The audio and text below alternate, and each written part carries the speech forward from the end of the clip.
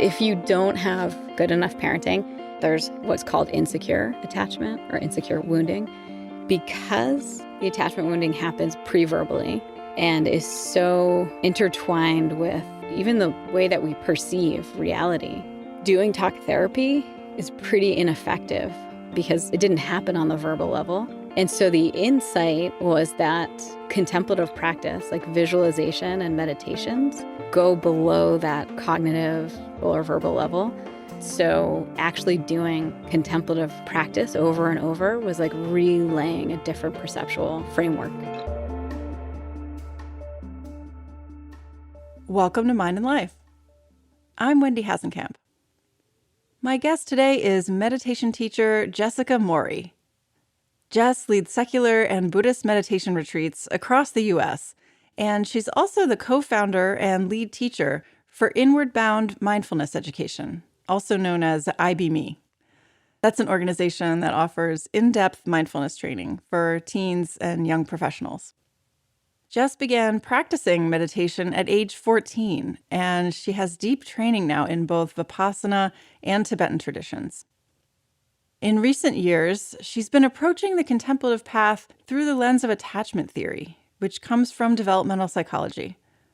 We get into the details a lot more in our conversation, but basically the idea in this theory is that the earliest bonds we form as children with our caregivers can have a tremendous impact on other relationships throughout our life. I caught up with Jess last fall, and we dug into how she's currently thinking about these modes of healing. She first shares her long roots in the contemplative path. As I mentioned, she started meditation when she was quite young. And we talk about her own experience with meditation retreats as a teenager and how she eventually co-founded iBme to offer these retreats more widely. Then we get into Jess's interest in attachment theory. She gives a frankly amazing overview of the basics of the theory. It's probably the clearest I've ever heard, actually. And she shares some interesting contemplative approaches to healing attachment wounds. We talk about the subtle body and trauma, developing embodied safety, grounding practices with the earth and land. And that takes us into a discussion about ancestor work and why it's important to examine your own lineage. Jess also touches on benefactor practices and other links between Buddhism and attachment theory. And we wrap with her reflections on the joys and opportunities of working with young people. As always, there's links for more in the show notes, including to some practices that Jess mentions in our conversation, like imagining your perfect parents. And I'll also add, if you or someone you know is between the ages of 15 and 25 and is interested in learning more about mindfulness and meditation, I highly recommend checking out the retreats offered by iBme. I've had the great pleasure to attend some of them as staff myself, and they are amazing. So definitely check out their offerings on their website. I've long been interested myself in attachment theory and how it intersects with contemplative practice. So I really love this conversation. I also appreciate how personal and vulnerable this gets, and I want to thank Jess for modeling that vulnerability. It's not always an easy thing to do in a public space. I hope you enjoy her warmth and wisdom here. It's a great pleasure to share with you, Jessica Morey. Okay, well, I am so happy to be joined today by Jess Morey. Jess, welcome, and thanks so much for being here. Thanks, Wendy. I'm so happy to be here with you too. Excited. And thank you for joining us from your closet with the excellent sound. You're welcome. So I always love to start by hearing kind of people's backstories and how they ended up doing the work that they did, how you got interested in contemplative practice and the path that's taken you here. So if you want to share some of that. Yeah, totally. Happy to. My mom is a contemplative. I'd say that's probably like where it started for me. Originally, she was actually a nun, a Catholic nun, for 9 years. Oh, wow. Before leaving the convent and deciding to have a family. So she definitely raised us with a contemplative perspective our whole childhood within a Catholic tradition primarily. But then she used to go to the Insight Meditation Society when we were kids and go every year. She'd do at least a 10-day retreat. at IMS in the 80s. And so when IMS started a teen retreat, the first one was 89. She sent my sister. At the time I was 12. So they said I was too young to go. So I went on my first teen retreat when I was 14, which was in the early 90s. And this is at the Insight Meditation Society, which is in Barre, Mass. It was founded by Sharon Salzberg and Joseph Goldstein and Jack Kornfield. Mm-hmm. So, wow, when you were 14, that's quite young to start getting into these practices. Yeah. I think probably if there was past life, if I think about I could tell a story of there must have been something past life. Because even younger, my mom would go to her friend, this man from India she was a public school teacher, and his wife taught at the public school with her. And she would go to their house on weekends and meditate with them. And I would beg her to let me come. So I remember I was 8 years old when I first went. But what I remember is they had a meditation room. I sat down. I probably sat in silence for like 3 minutes. And then I pulled open my library book, which had like all the crinkly plastic covering. Yeah. And Shakti, it was his name, he like reached over and was like, maybe you should take that just right outside to the living room. So I definitely was really curious and drawn to practice. And as soon as I went to the Insight Meditation Society, I was all in. And I kept going back every year. Do you remember what in those early days kind of, I don't know, drew you the most, or what were you in particular fascinated by or excited by? Yeah. Initially, I think seeing my mom, how she would be when she would come home from retreat. I think there was something about that, like noticing the shifts in her that had some impact on me. What kind of shifts did you see? Definitely more at ease, happier, kind of lighter. My parents got divorced when I was 2. So she was a mostly single mother of 4 kids. And we were all within 5 years of each other. And then she worked full time as a teacher. So, I just think about that now. It's like insane what her life must have been like and the level of stress. And so those 10 days we'd go, I guess we'd be with my dad for those 10 days. And when we come home, it was just like, just the lightness and the ease and the happiness I think I would see was pretty dramatic. So I think that's probably the very earliest and what inspired me. And then going to IMS, what I remember is like, the first piece was the kindness of the staff and the safety, this feeling of safety and kindness that was at the Insight Meditation Society. I think even the first year when I was 14, I'm not sure what was even happening in my meditation. I think it was much more that I was just picking up on the environment. And then what I would see too is that kindness like translated into my own mind. And my brother went with me, and he struggled a lot as a young person and all through his life.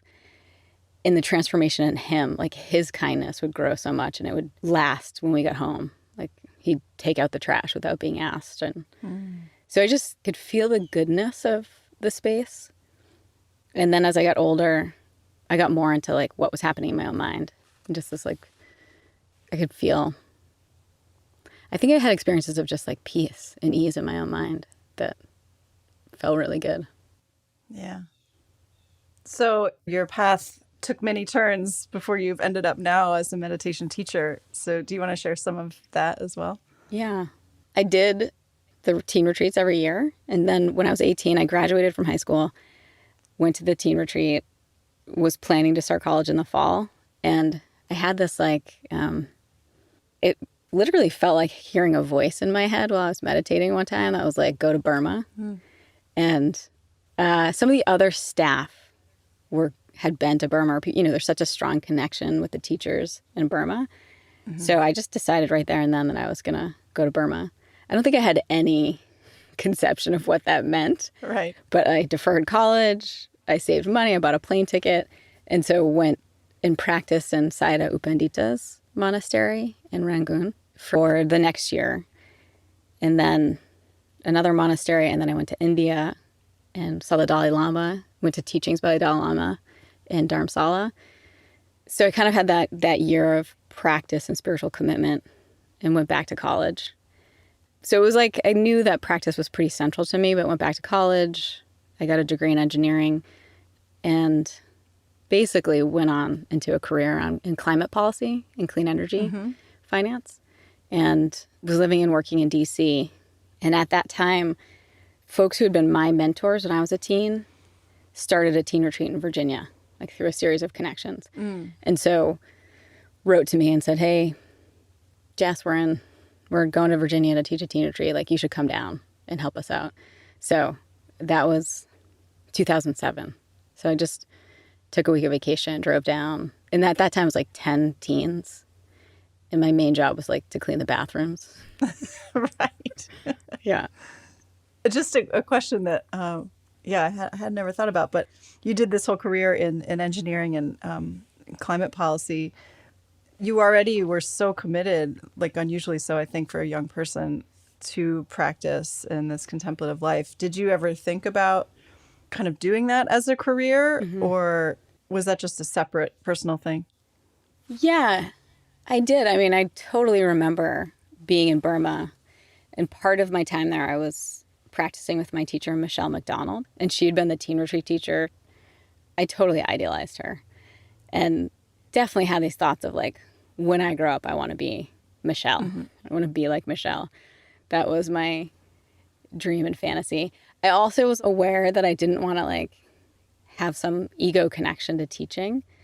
So I had some idea that I wanted to go out and live in the world, have a career, maybe have a family, and then later in life, maybe teach from that. Like, how do you actually integrate practice deeply into life and then teach from that? But more importantly, when I was in Nepal, a Kopan monastery, I did a Tibetan retreat, and there was what they called a psychic monk who you could, they said to all of us, you could go meet with this monk if you wanted to. You could have an interview with him. He was very old at the time. So I met with him, and I went in and I said, I want to be a nun. I was like, this is it. I'm gonna ordain, especially because seeing how Tibetan monastics lived, because you could touch money and they're just a lot more compatible than like the Theravadan monastics. And so I said this, I'm like, this is what I want to do for my life. And he just looked at me and said, no, you should go home and work, is what he said. And then he said, maybe later in life. And at the time, I was devastated. It actually felt like a rejection. I was like, yeah, I'm going to give up my life for the Dharma. Like, this is what I want to do. And you're telling me no, like, go back to school and get a job. But I really took it to heart. That like stuck with me when I went back and felt like, I think part of it was I felt like, wow, that means whatever work I do in the world needs to be like valuable enough that it's worth not being a nun, which felt huge. So it also was a bit of a weight. I was kind of always thinking like, okay, how am I going to contribute in the world that's like more than just practicing the Dharma? Yeah. Right. So I'm sorry, you were in Virginia. You met up with your friends and started that retreat. Yeah. Yeah. So it was Virginia, 2007.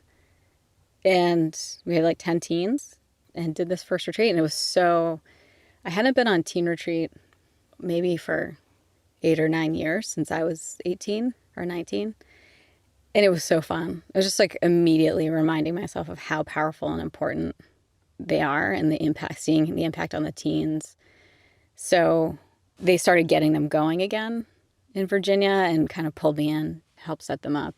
And then all of this was actually being run under a different nonprofit, and it wasn't really going that well.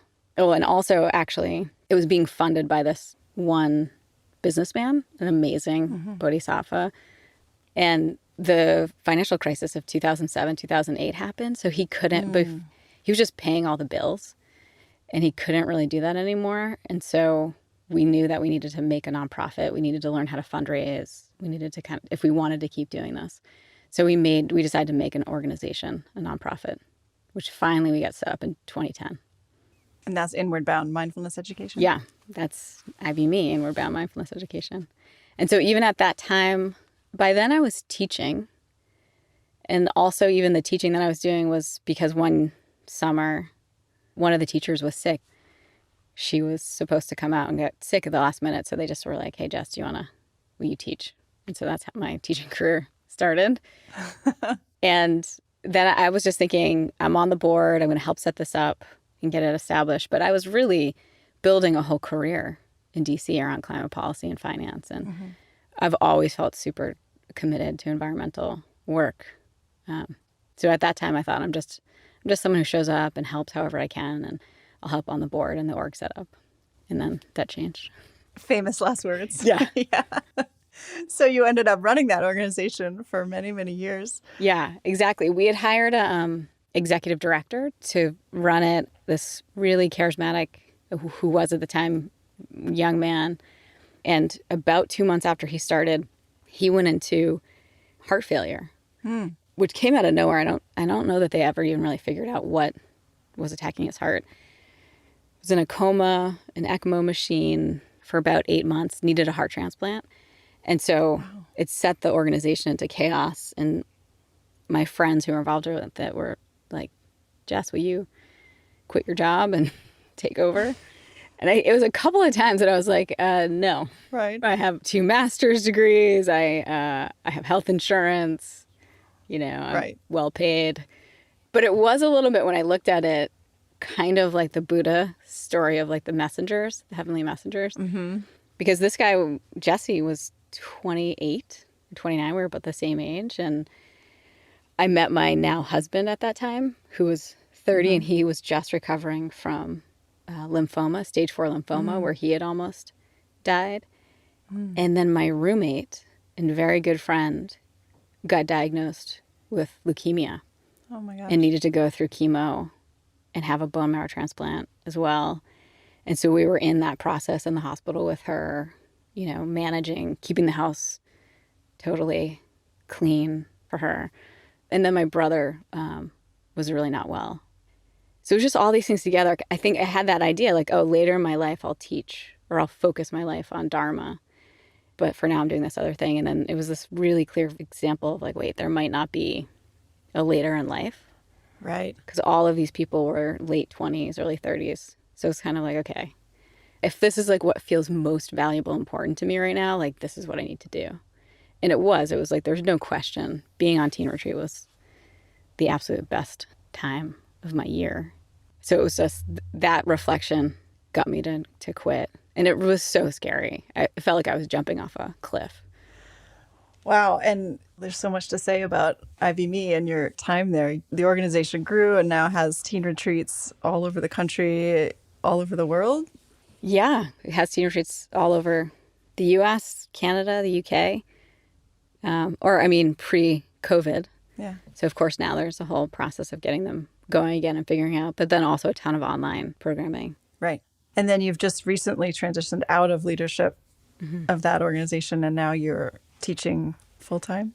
Yeah. So I left leadership in August of last year. So it's just about over a year now at iBme. And then I just teach. I teach the teen retreats. Yeah. And then otherwise I'm teaching. I just finished the Insight Meditation Society teacher training, their 4-year training. So I'm teaching at IMS and Spirit Rock. And yeah, kind of a little bit, I call it my mid-career retirement. I'm a little bit trying to figure out exactly how I'm going to focus time and energy, but it's all around teaching and Dharma.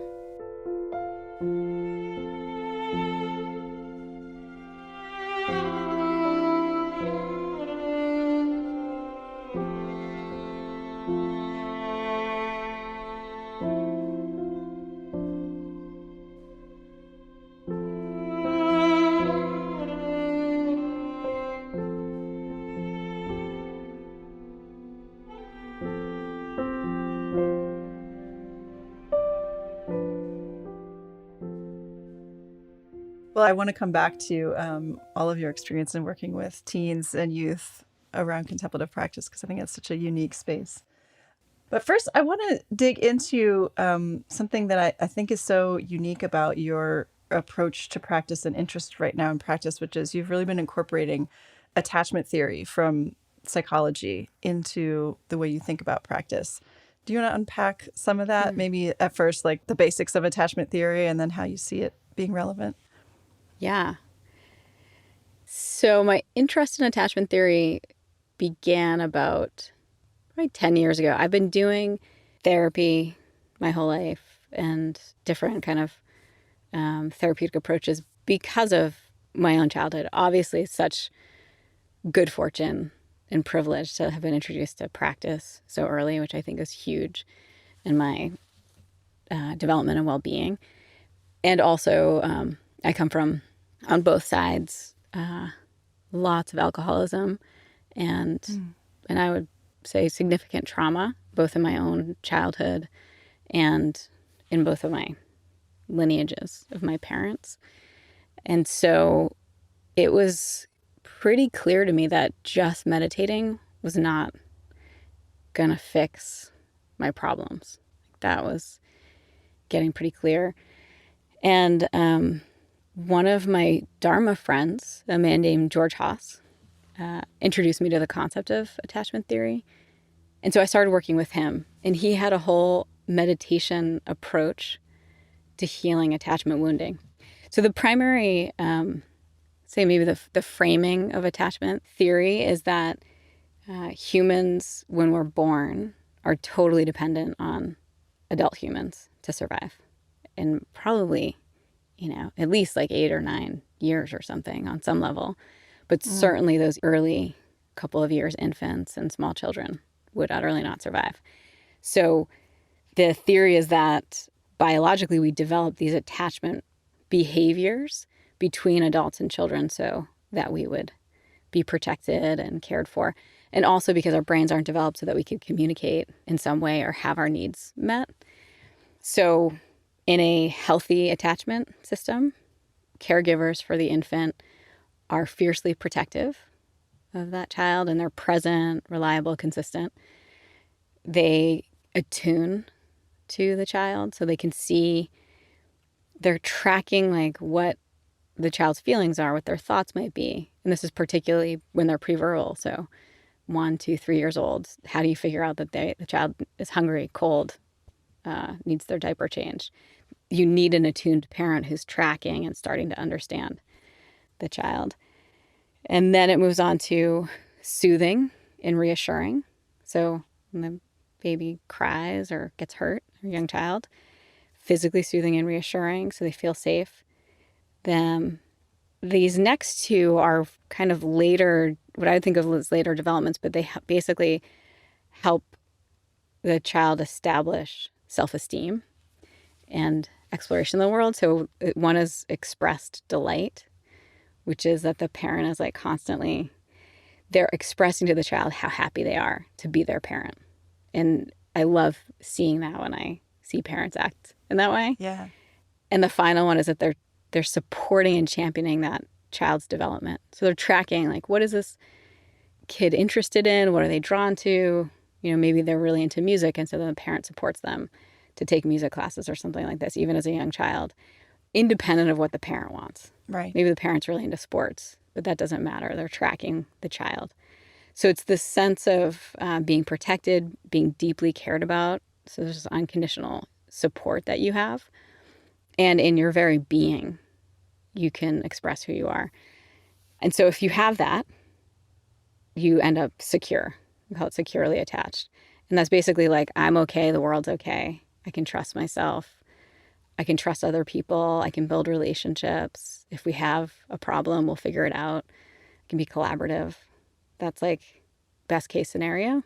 And then sometimes we don't have that good enough parenting. And so there's other, based on where there were gaps in the parenting, we might, or caregiving, we might develop particular conditioned patterns of perception and behavior that limit our ability to build relationships, to feel good about ourselves, to feel secure in the world.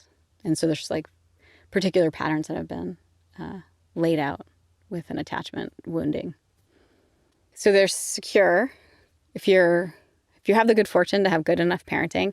And I also want to say, what's fascinating to me too is that there's so many social conditions that impact a parent's ability to actually provide that. Right. There's a strong correlation of insecure attachment with poverty and oppression, which just makes sense. Like if both parents have to be out earning a living, 2 jobs or whatever is needed, of course they're not going to be available to provide that consistent, reliable presence and delight. So I really want to frame that aspect, and that there's a strong relationship between our own attachment relationship with our caregivers and then what we pass down. It's a very sticky mental pattern because these patterns and conditioning develop pre-verbally. And there's a lot of research, like at 18 months, they can already predict a child's attachment patterning through something called the strange situation experiment. And there's an 80% they can predict, okay, this is what their attachment is, 80% correlation with what they are as an adult. Wow. When they do an adult attachment interview. So it's really sticky because it's pre-verbal and it happens as the sense of self is developed. So it gets very intertwined. So we can talk about what the kind of new technologies are for healing. But if you don't have that good enough parenting, there's what is called insecure attachment or insecure wounding. And there's 2 main categories of that, and a third that I'll describe. But the 2 main ways that can go is what's called dismissive attachment, which is for folks who just pretty consistently didn't get their attachment needs met, either weren't really protected, weren't delighted in, their parents weren't available emotionally or reassuring. Any one of those qualities was missing to some degree. And dismissing means that basically what happens with that infant child and then as they grow up into adulthood is they turn off their conscious need for intimacy, for that kind of emotional connection. And the thing is, like, consciously they might say, it's not valuable to me, I don't need relationships like that. But like for young children, they've tested this, that you'll see it right in the kid. They'll just basically ignore the parent. Whether the parent comes or goes or a stranger comes, irrelevant to them. They look like they're just playing, they don't care, but actually their stress hormones are like going through the roof. So they're still registering that they have a need for security and protection. So that's dismissive.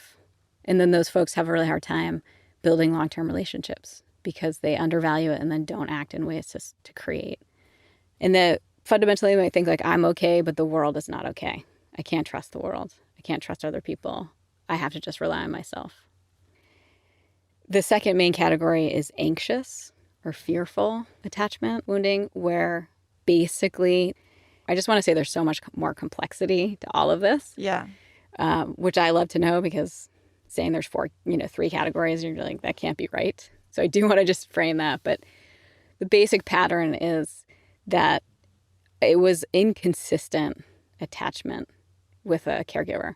So sometimes maybe the caregiver was available and present and attuned and reassuring, and then other times they totally weren't available. So what that sets up is this kind of fearful, anxious pattern of like, what can I do for the child and infant to get that need met?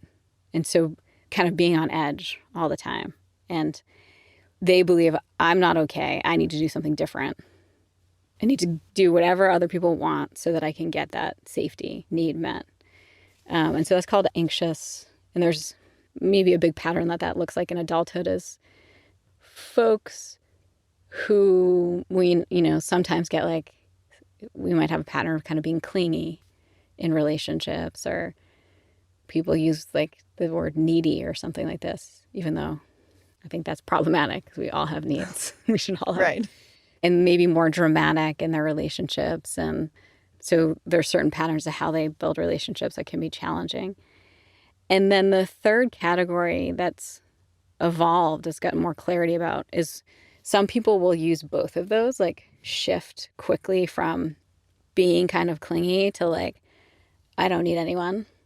And what they discovered with people like that is that it's when the caregiver is frightening or terrifying, or this often abusing child or primary caregiver, then what happens is these 2 internal mechanisms of like, I need the caregiver to protect me, to be safe. So there's a movement towards the caregiver.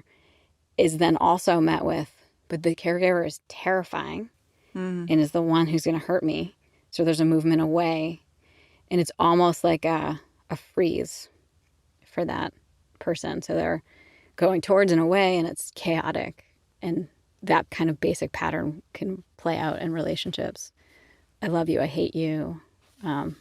There's some research or belief that it's like some personality disorders are connected to that and each of the attachment patterns. That's fascinating. Thank you for explaining that.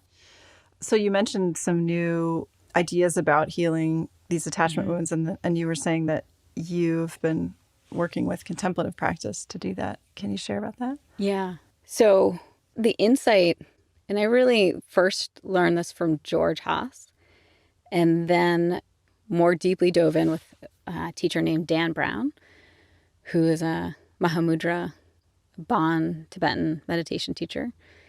What they, with colleagues, really identified was because the attachment wounding happens pre-verbally and is so intertwined with even the way that we perceive reality, right? Like as you just think about an infant comes in and all of that construction has to happen about perception and identifying things, sense of self and other.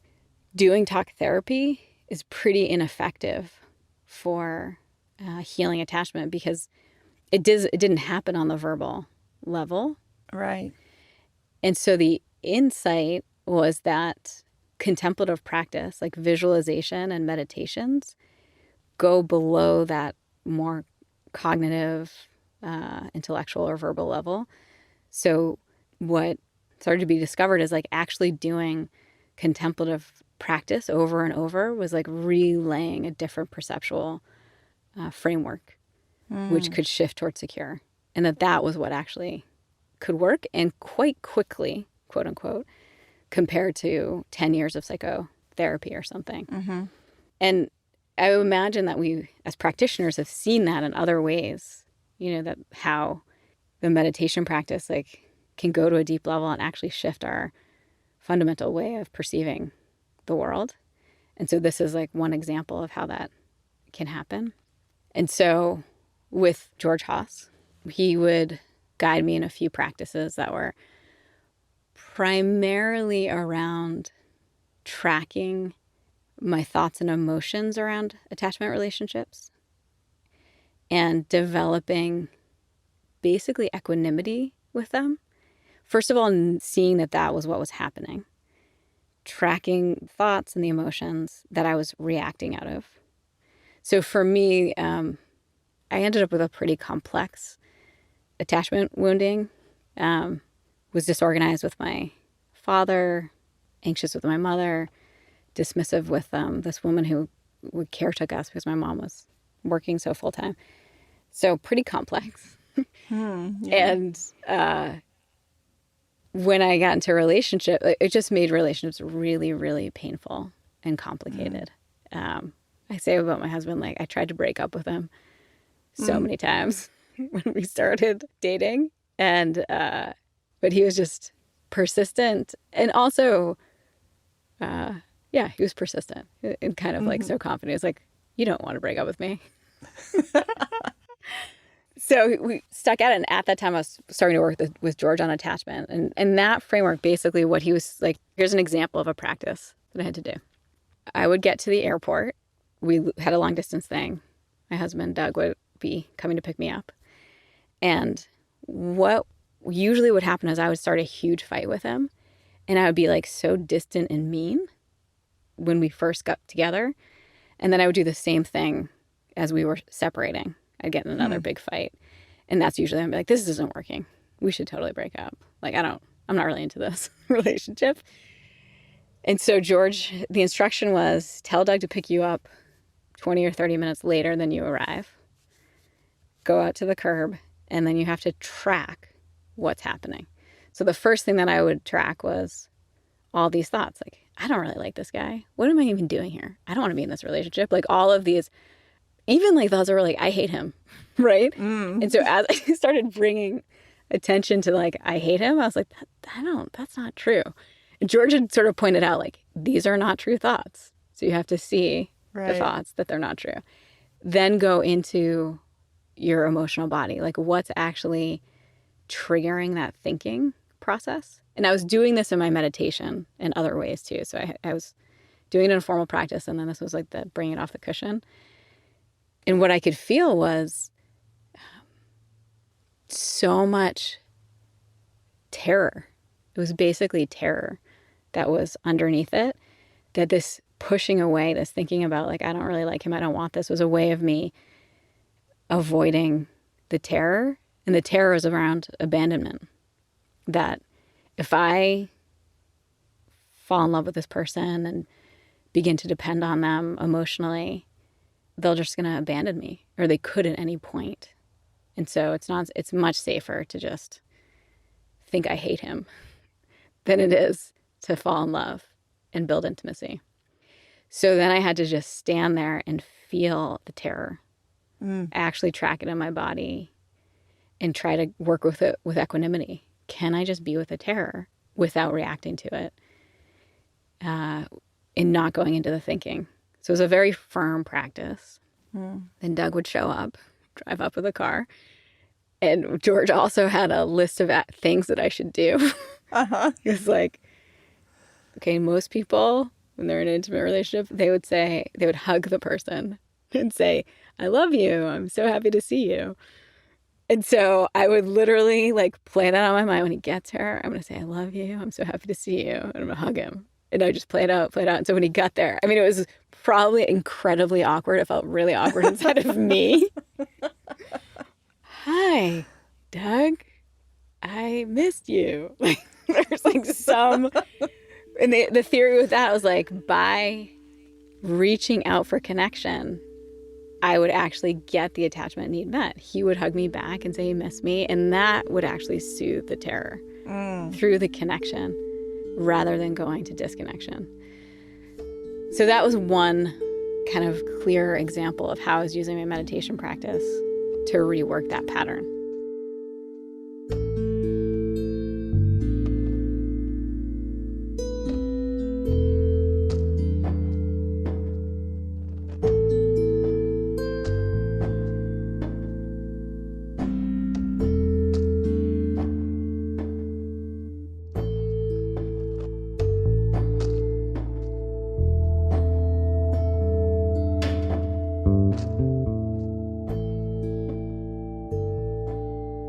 Part of what I love that you brought up, this distinction between working through cognitive modes and how that may not get, or verbal modes, right. that may not reach this, since it's all formed pre-verbally. I think that's a huge insight. And also makes me think about, I know you've also done a lot of work working with the body. And you just mentioned it there too, and kind of feeling that terror and things like that.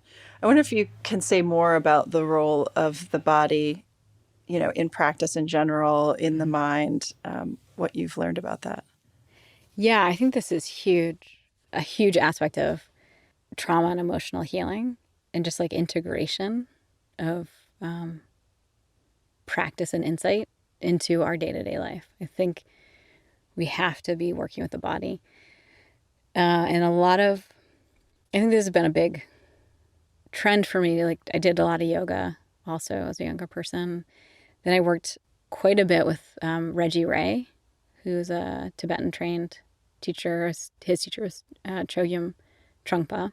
And he's very, very focused on body-based practice. And what I've learned since then also is that there's a lot coming out of the Tibetan yoga tradition, and some of the theories around the nadis and how the central channel and how we hold, basically modern language, we'd say like traumas in our bodies, similar to like somatic experiencing and Peter Levine's theories of trauma healing. So this is in the Tibetan system, is called the subtle body? Yes. Is that, yeah, we've talked about it on the show in a couple different interviews. So if listeners want to go back and check it out. Yeah. Great. Yeah, because Reggie was the first person as a meditation teacher and Tibetan teacher that I was introduced to it in. And then, I just read not that long ago, Sokni Rinpoche's book, open heart, open mind.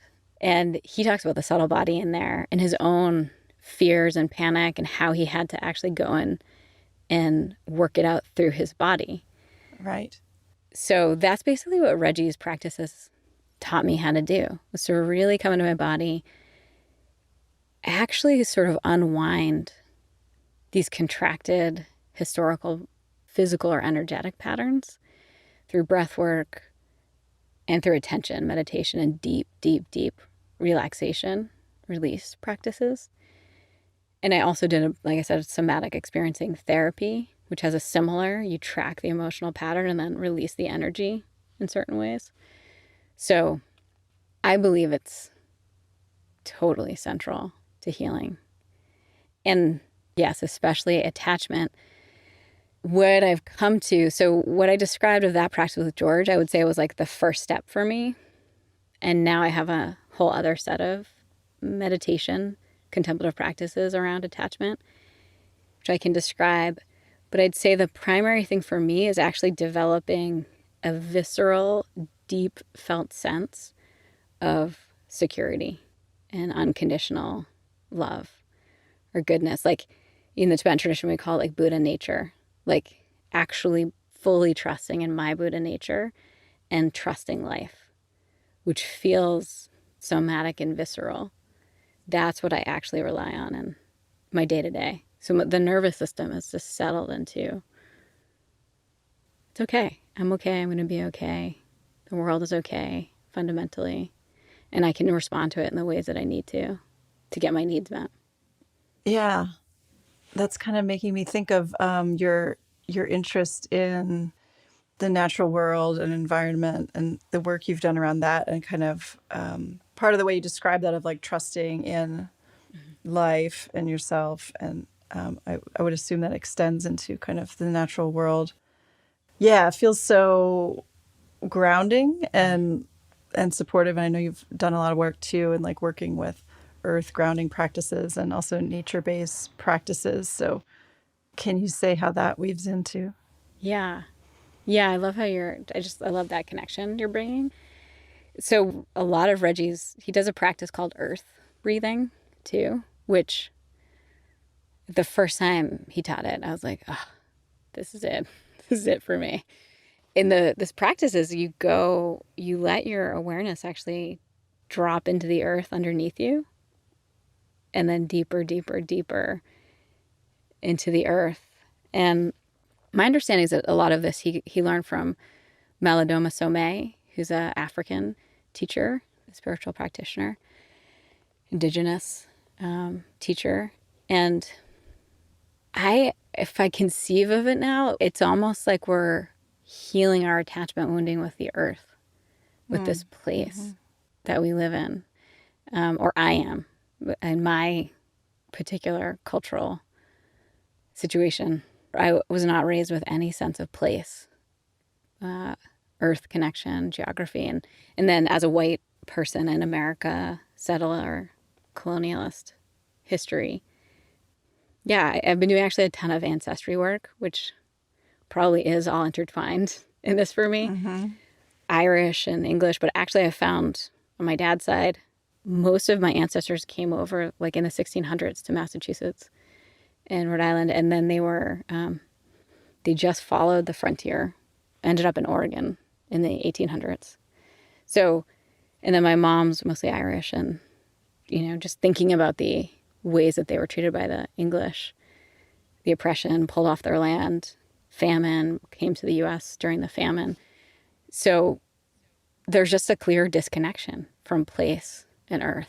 And even when I look at my ancestry on my father's side, there's almost not a single generation that lived in the same place twice. Like each generation moved. And I just think there's some connection between that and maybe what we might call is like healing our attachment with earth, with place, with community. That's part of the violence and chaos and confusion and lack of ease that I live with, and I think a lot of white people in the U.S. live inside that culture. Yeah, so the earth practice is like one way that I try to reconnect, and then bringing the more than human world back into deep relationship. Like, I can trust you. You can trust me. And you do that through kind of visualization practices mainly? Yeah. Or? I do a lot of that earth descent, and then I just will use it all the time. It's like when I remember going, letting myself, and for me, as soon as I do that, it's like the whole nervous system settles and relaxes. And yeah, then I actually go outside. For nature practice, I just go outside. A strong influence for me within that is a teacher or writer named Bill Plotkin, who has some particular nature practices to reconnect. And for a period, I was doing like a dawn practice, go outside and just sit at dawn in the same place every day, just sit. So it's basically like doing open awareness with the eyes open in the same place every day or so. There's a practice called sit spot, and we'll do that with the teens. We did a number of wilderness retreats with the teens. Mm-hmm. We brought in a lot of this, but basically you just go to the same place and you just sit, and that's your meditation. But it's not just my own feelings and thoughts. It's incorporating the animals, the sounds, the trees, and the change that's happening, and actually getting to know your place. And sometimes now I think about it, I was like, it's almost like so rude that I before would just go to a place and just ignore most of my neighbors, like the birds and the animals and all those things. Like, and we behave that way with other humans too, actually. Right. Yeah. Right. So much of what you're sharing, I think, is speaking to, I appreciate that you brought up the experience of whiteness in the U.S. and this kind of disconnection from land. I feel like there's also a deep disconnection from our bodies, from those lineages as well, which just plays into so much of what you were saying. It's so much of reversing that is needed for healing. I think not only these attachment wounds that you were describing, but just a lot of the ways that that's played out in the way we treat others, the way we treat nature, animals, exploitative systems and all of this. So, and then also you brought up ancestry work, and I'm thinking of kind of intergenerational trauma. You're speaking about your own traumas, but I think there's a lot more awareness now of how that is perpetuated through generations, not just culturally, but also now we know biologically through epigenetics, things can be translated. So I don't know, I'll just throw those things out if you have any reflections on those topics. Yeah. Yeah, actually what I think is really interesting is even if we have insecure attachment as infants and children, we can become what's called earned secure. So we can actually repattern our minds and our perceptions so that we act secure as adults. And one of the criteria for that, one of the ways that you can see that has happened for someone, is their own ability to see where the patterns came from. So it's asking questions about, why do you think your parents acted in the ways that they did? And being able to frame, so for me, my mom's mother died when she was 4. And it's totally not explained. Her father went on to get married to someone else and had 7 more children, and my mom was the oldest of the 10. So you can just see. My father's a little bit more of a mystery. Unfortunately, I don't know all. So I have to kind of fill in the gaps there, but I can imagine aspects of his upbringing, his family, and his lineage. And with his lineage, part of the gaps I fill in is like being settler colonialists, like from the 1600s in the United States, what atrocities and violence they witnessed and perpetuated, and how that impacts bodies and lineages. So anyway, I just think one thing that's interesting is like healing attachment. Part of it is understanding the historical context and generational traumas and why people act in the ways they do, and having basically understanding and compassion and forgiveness for those.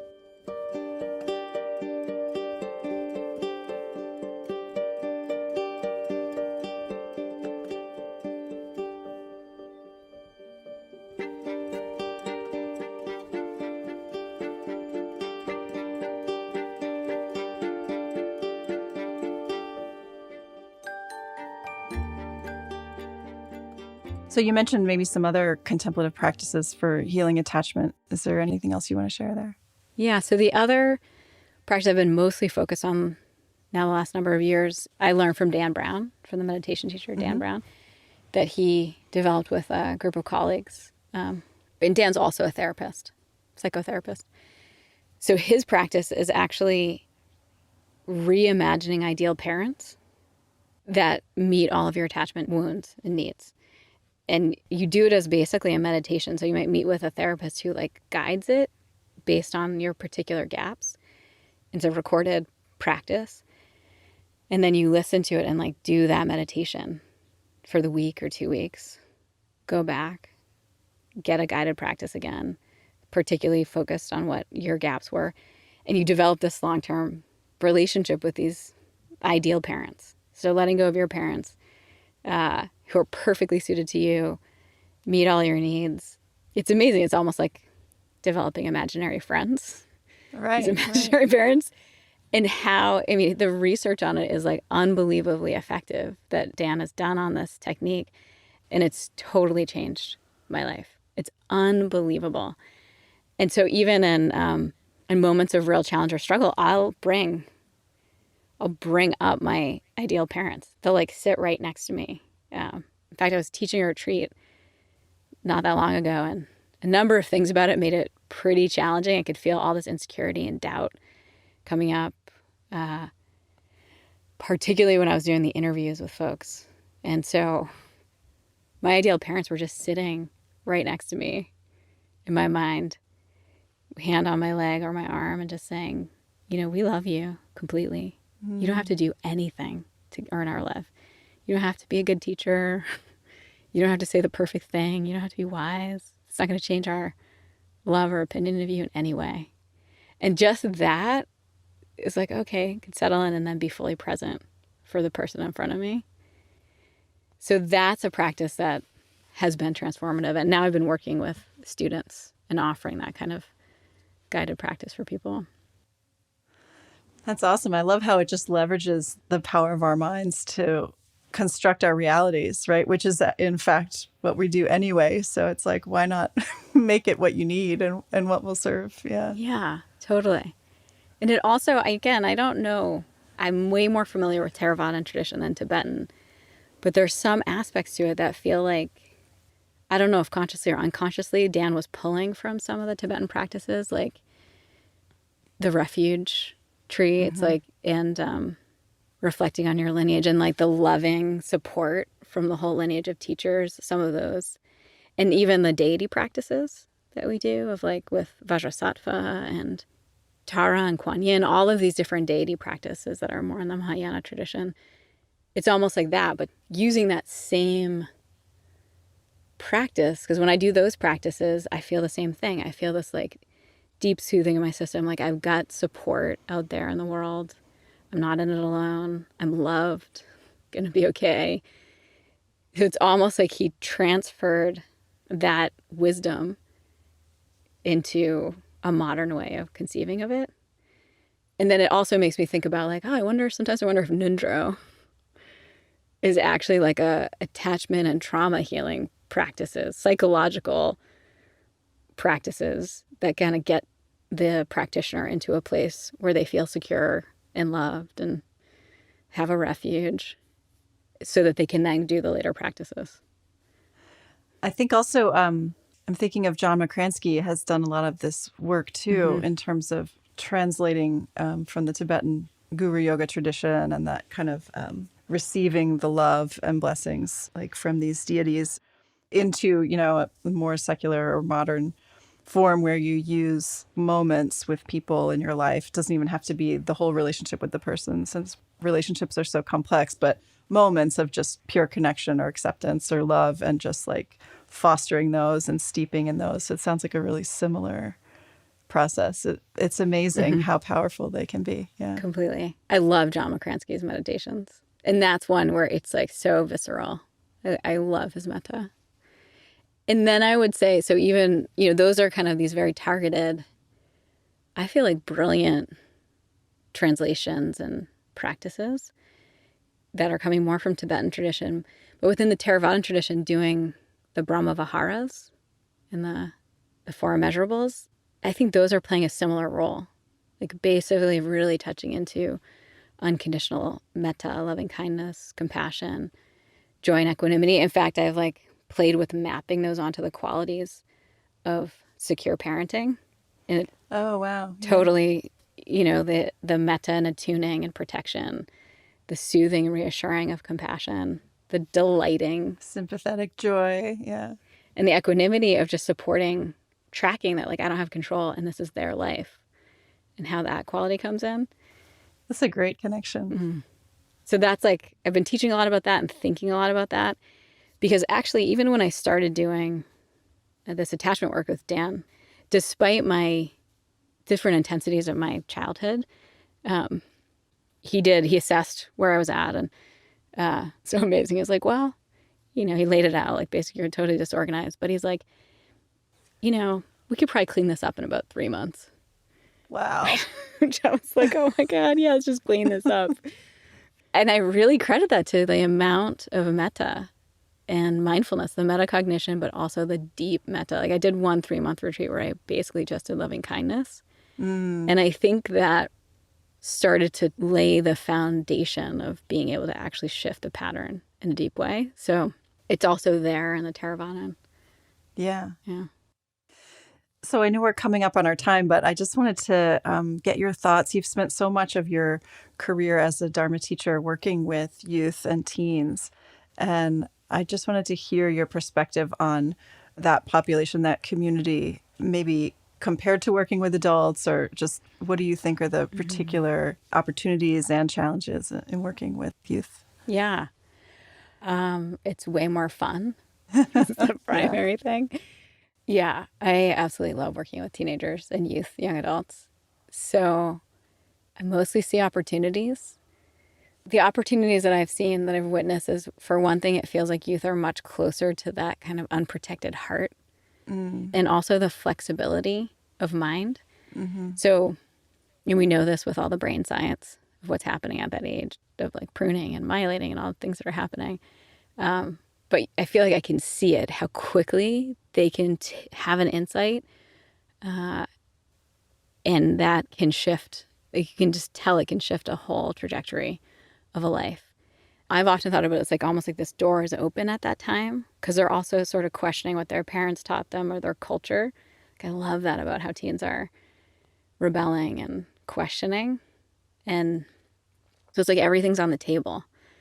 And to be able to bring in these practices at that time of, you can find out for yourself. Like you can look into your own heart and mind, embody and feel what your values are, what your purpose is, what you want to do with your life through these practices. It just feels like they can make really good use of it, and it can change things dramatically. So that's really meaningful and fun to see, the quick change. And then they also like just that softness, like I say sometimes, like they have less crust on their hearts. So just like the amount of kindness, openness, vulnerability, just coming into expressing who they are so quickly is really fun to see. And then of course they have like so much energy and creativity. And like so we have dance parties, and yeah, it's just so fun to see how they see the world and how they're thinking. And Yeah. I just wanted to bring it back to when you said your own experience. One of the first things that you remember on teen retreat is the kindness among just the vibe. And as soon as you said that, it really resonated, because I've had the tremendous good fortune to have some retreats with you as well, and with iBme. And that is absolutely the environment that you've created in those spaces too. So you've really carried that forward, and it's so powerful to be in a context of kindness and acceptance and love, and just what that does for everyone who's in that environment, just allowing people to show up, as their full selves and their best selves. So I just want to thank you for the work that you do. Yeah, thank you. Yeah, I'm so happy. And I also want to say that you create that as a staff person. And I'm also quite protective of who we invite into those spaces. Just people who I know are going to hold that space for youth. So, yeah. Well, this has been so rich and fun, and maybe we can have a part 2 sometime because I feel like we could go on for hours. But thank you so much for spending the time and sharing all these wonderful insights with us. Thank you, Wendy. So fun. Yeah, totally appreciate it. This season of Mind and Life is supported by the Academy for the Love of Learning, dedicated to awakening the natural love of learning in people of all ages. Episodes are edited and produced by me and Phil Walker, and music on the show is from Blue Dot Sessions and Universal. Show notes and resources for this and other episodes can be found at podcast.mindandlife.org. If you enjoyed this episode, please rate and review us on Apple Podcasts and share it with a friend. And if something in this conversation sparked insight for you, let us know. You can send an email or voice memo to podcast@mindandlife.org. Mind and Life is a production of the Mind and Life Institute. Visit us at mindandlife.org, where you can learn more about how we bridge science and contemplative wisdom to foster insight and inspire action towards flourishing. If you value these conversations, please consider supporting the show. You can make a donation at mindandlife.org under support. Any amount is so appreciated, and it really helps us create this show. Thank you for listening.